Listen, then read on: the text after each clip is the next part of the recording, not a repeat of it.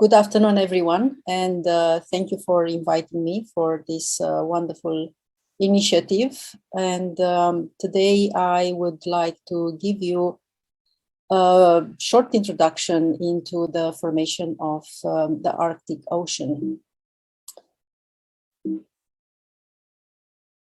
So you probably are familiar with this type of global maps, and you see the outline of main tectonic plates. But usually the polar regions are not easily to visualize in this map. So the Arctic is one of these regions that fall off the map. But when we are able to look into it, we discover a very interesting and at least tectonically rich region. So here you see the bathymetry of the Arctic region is the circumarctic region. So everything 60 degrees north to the North Pole. And zoom in into this region, you can see the Arctic Ocean, which is the smaller ocean, but yet very complex, is divided by sliver of continental origin called Lomonosov Ridge, and it's surrounded by a number of extended continental shelves with different names and some islands around. And it connects with the North Atlantic, with the Northeast Atlantic through the Fram Strait. So this would be my main messages and also the conclusions of this introduction to the Arctic. It is, despite the fact that it's the smallest oceanic basin, it has a number of smaller oceans and wide shelves. The oceanic basins I'm going to describe have some of it has oceanic crust, is confined within large continental masses, mostly Greenland, North America, and Eurasia.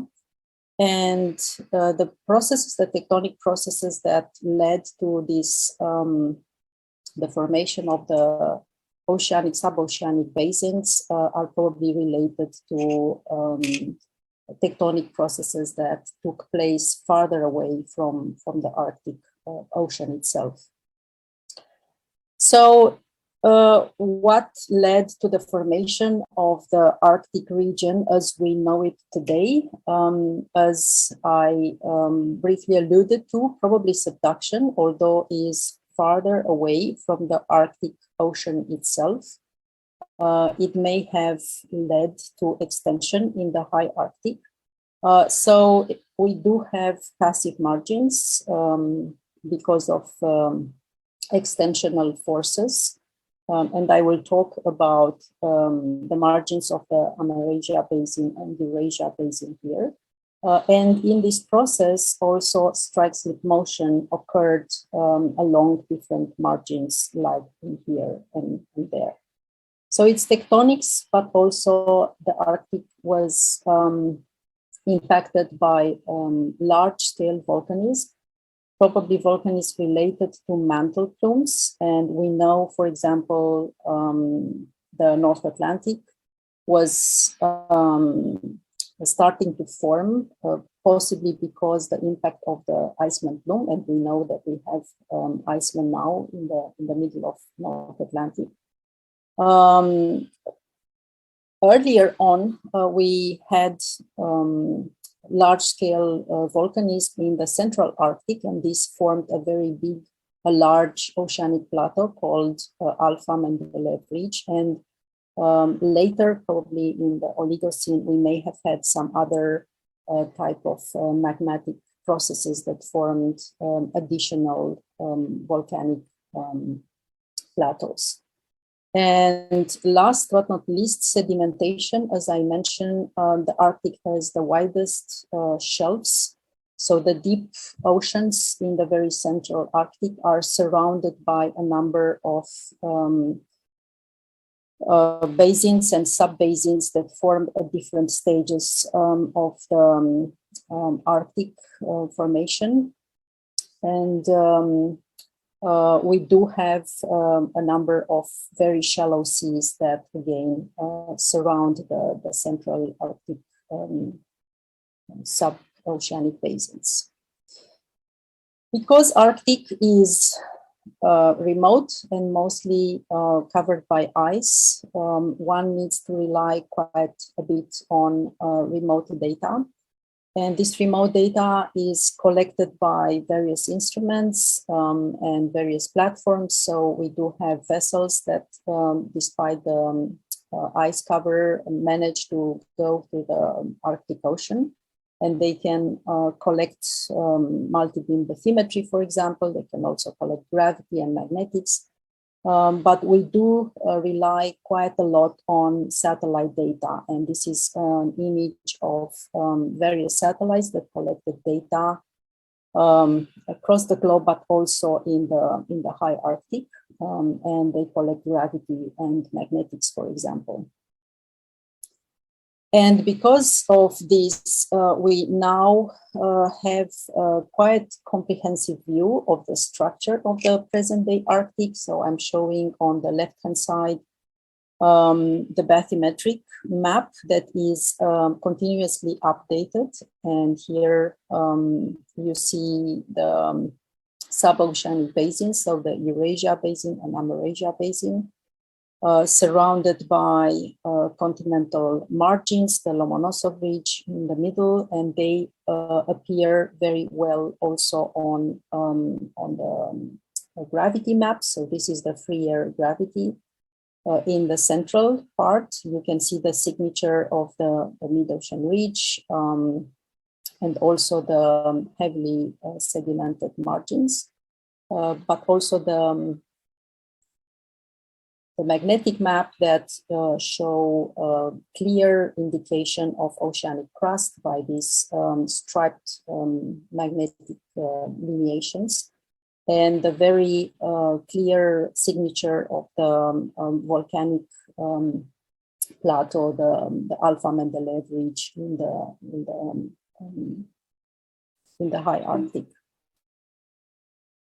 So I will start with what we think it's the oldest oceanic basins in the Arctic. This is called the Eurasia Basin, and it's in between the Canadian islands and Alaska, the North Slope of Alaska, but also is bordered by this continental, or almost like a microcontinent, set of blocks called Northwest Ridge Chukchi borderland. This is a basin that has a lot of sediments, and despite that, again, using satellite gravity data, but also seismic data, we have identified, or the scientists identified, that in the middle of this basin is an extinct mid-ocean ridge. So this can be seen in the gravity low, but also the seismic data indicate the clear morphology of oceanic crust. And this is the margin of the Northwind Ridge that borders this part of the Arctic Ocean. This seismic line has been collected by Canadians a couple of years ago. And I have used it to make a conceptual model of the Canada Basin, which is part of the Eurasia Basin margins. So if to orient you here, so this is Canada Basin, the Canadian margin here, and the Northwind margin. The Northwind margin looks to be thicker, possibly underlain by some volcanic addition, and also possibly having some sea dipping reflectors that indicate that this margin might have been affected by some volcanic activity at some point in its development. Whereas the conjugate of this profile looks a bit different. It's much thinner, and it's probably has a wider transitional crust that may be serpentinized exhumed mantle. On top of this seismic profile, I have also extracted the magnetic anomalies in magenta and the gravity in this red. And again, the identified mid-ocean ridge can be seen in the gravity, but also is flanked by some symmetric type of magnetic anomalies that give us the confidence to say that this may be oceanic crust. Now, the seismic profile does not exactly sampled to conjugate margins, because if we do a reconstruction, so basically if we bring the Alaskan margin back to the North America, we see that these two segments fall into a different part of the margins, and the north wind ridge, because you see it's much abrupt as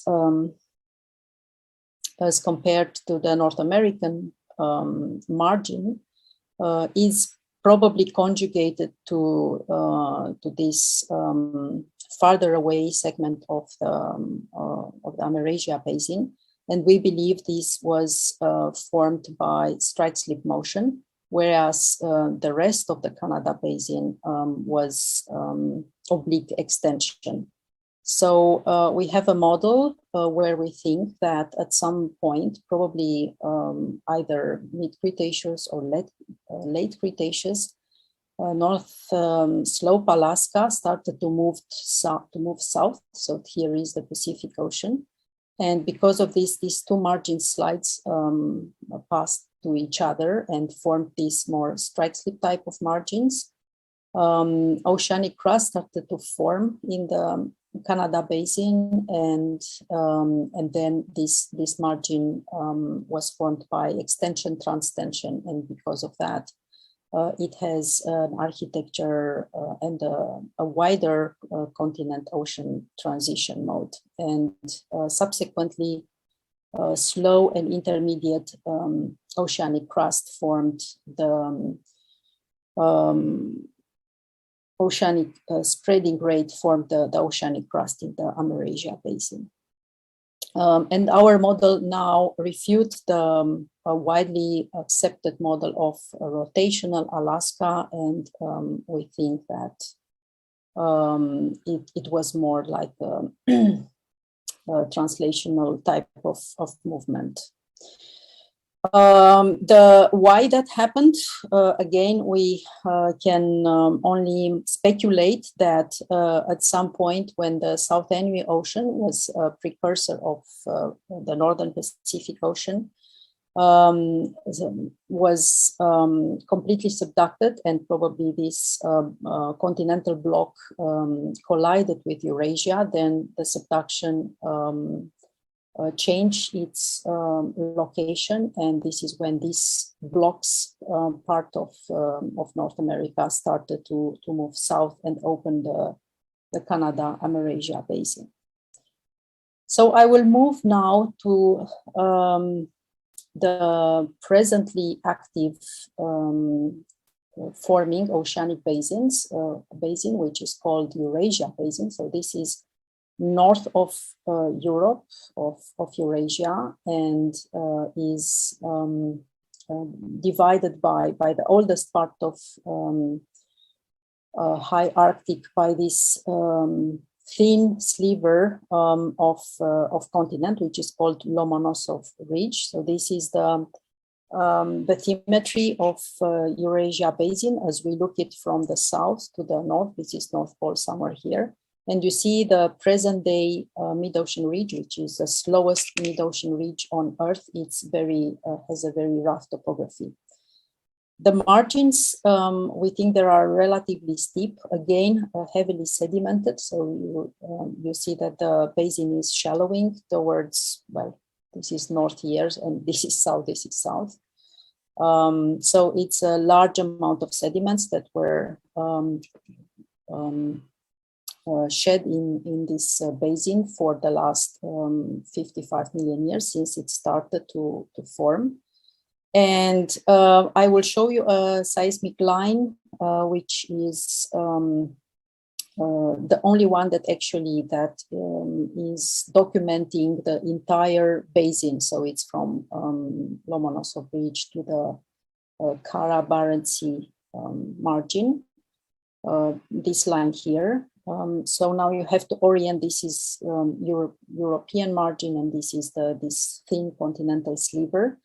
And this is the mid-ocean ridge. So just look at the asymmetry of this basin. So the Nansen Basin, this one closer to Europe, is very, it's much deeper. So this is the basement here, and it's full of sediments. Again, the gravity and magnetics show slightly asymmetric conjugate basins. And if I extract from that profile only the segments that are crossing the margins, we show that we see that the Barents-Kara Sea margin is relatively abrupt, whereas this part of the Lomonosov Ridge has a more faulted margin. It has been postulated that this segment of the European margin may have some magmatic addition, but this may have happened before the opening of the Eurasia Basin. And again, a lot of sediments, so here probably 4 to 6 kilometers of sediments in the European part.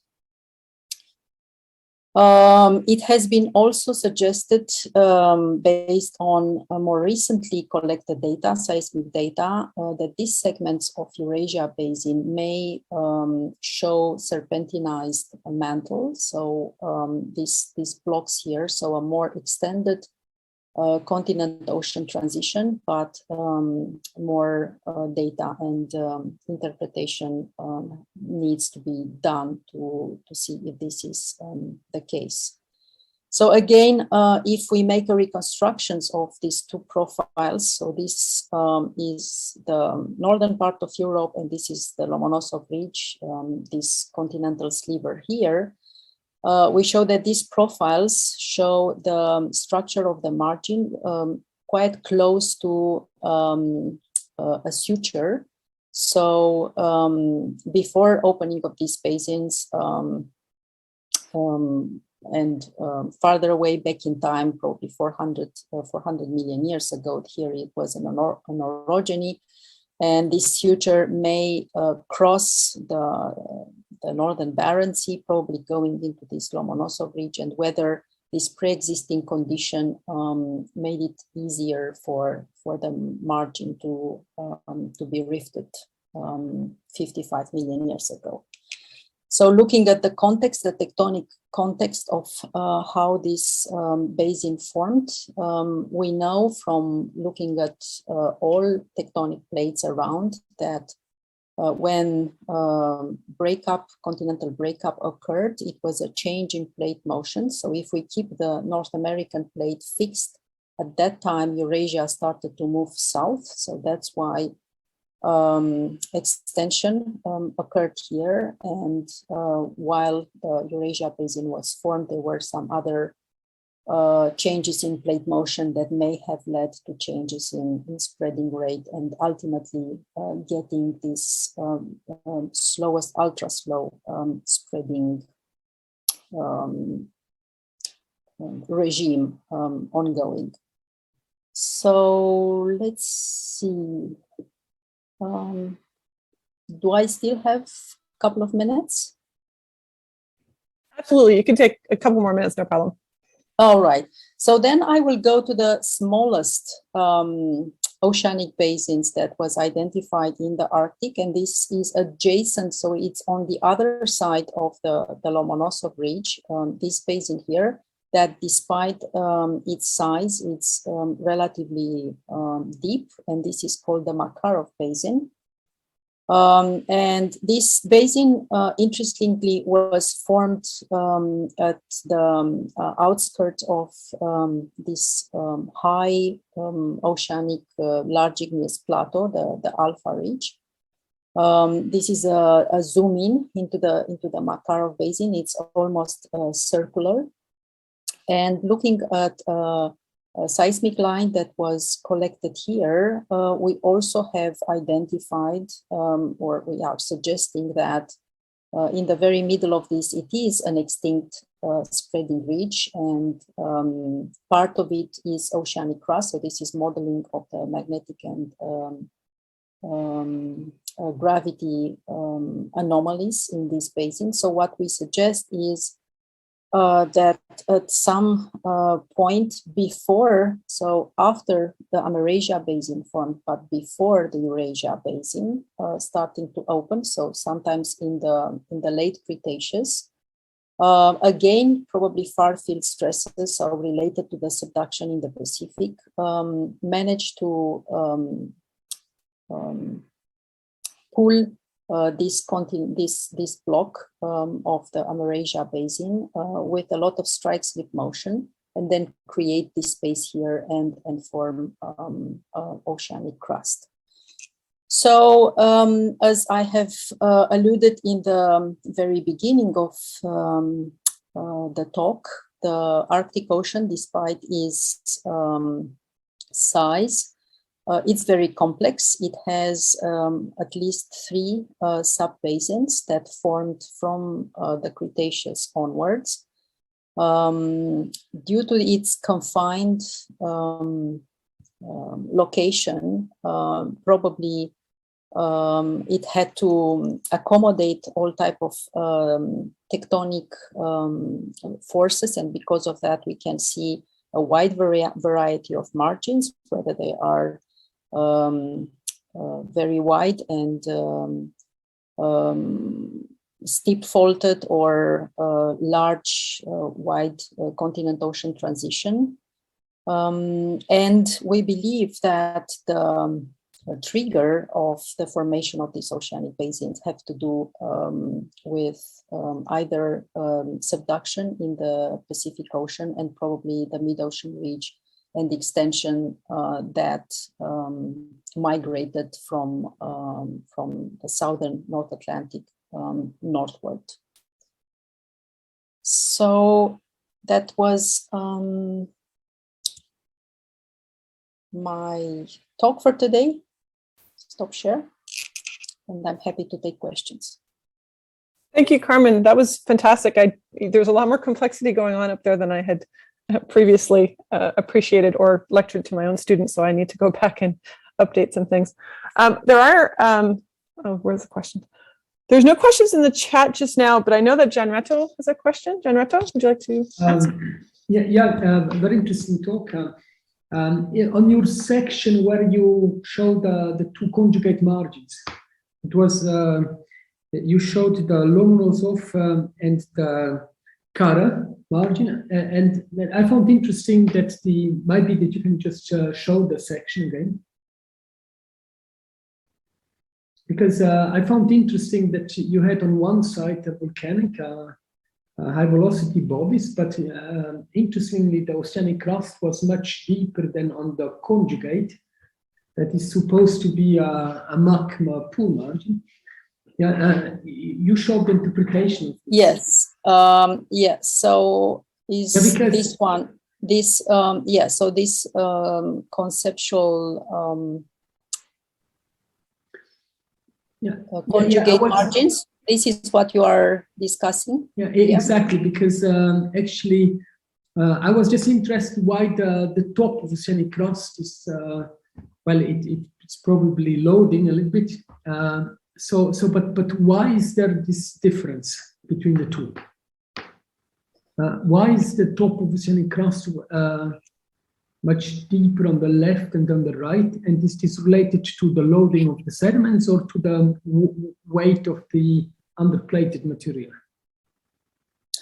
Because I don't have the definitive answer for this. Definitely, the loading of the sediments play a role.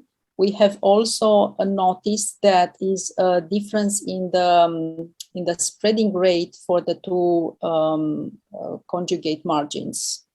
We don't know why that happened.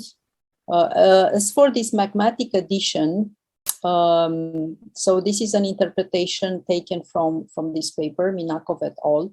And if you see this profile here is crossing the margin that was affected by magmatism previously. So it was not while the breakup occurred. So this is my interpretation. Cretaceous